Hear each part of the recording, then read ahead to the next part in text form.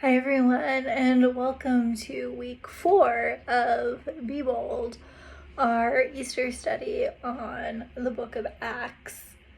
Our readings for this week are Acts 13:13 through 17:34. We'll cover problems in the early church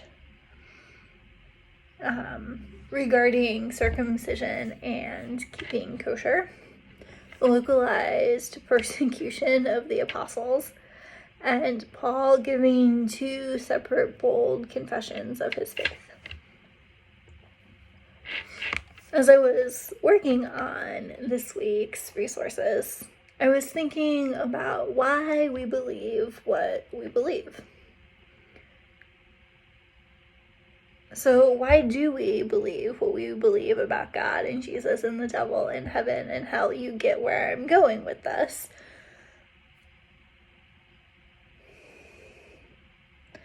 Where do these beliefs that we hold so near and dear, and maybe not so near and dear, come from?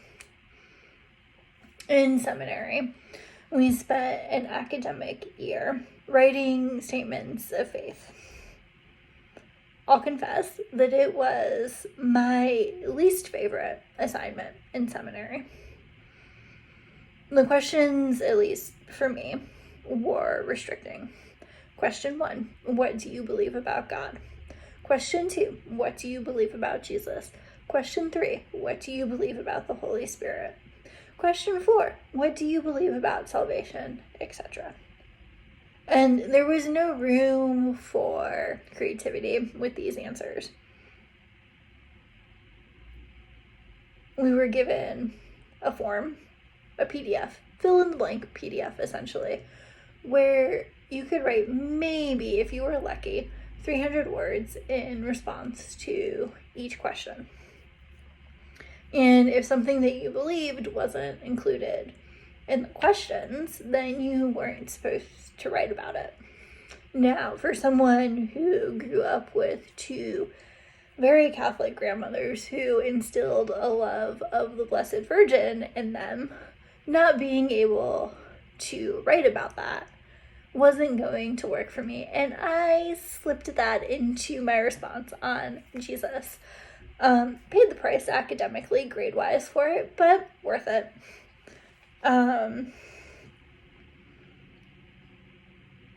And so this way of approaching faith, by asking the question of what is God, who is God, who is Jesus, who is the Holy Spirit, is a very Western way of doing theology. And in terms of the history of theology, just in Jewish and Christian tradition, say that 3 times fast, it's a really new way of expressing faith. And it doesn't work for everyone. And if it works for you, that is great. There were people that I was in school with that had no problem with this assignment. And then there was me. I tend to write theologically and think theologically more orthodox. More flowy, more poetic, less in the box. So whatever works for you, right? Because there's no right way or wrong way to do this. And so for this week, in addition to some questions related to our readings, I am going to challenge us to write our own creeds. So the word creed comes from the Greek word credere, which means to believe, right? So that's why our creeds start either I believe or we believe.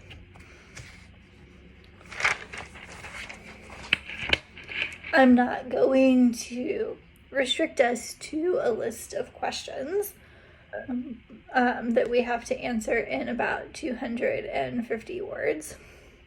However, I will give some suggestions of things that you could possibly maybe include in your statement. So think about God, think about the Holy Trinity, think about sacraments and creation and saints. Right? You get where I'm going. You get the idea. Think about all those things that we talk about in church and write about what you believe about them. If someone asked you what you believed, what would you say to them? Write as much as you want, or as little as you want. If you want to write one big theological essay, go for it. Also, I will gladly read what you all write. If you want to write like 1 or 2 sentences about everything, go for it. Again, I will gladly read whatever you write. Have fun with this. Look at Paul's speeches in Acts, look at the ecumenical creeds, look at the Book of Concord, look at wherever it is that you draw your faith from for guidance and examples and inspiration. There will be a link to the Book of Concord and with this week's resources on our website, so don't worry, you don't need to go find one.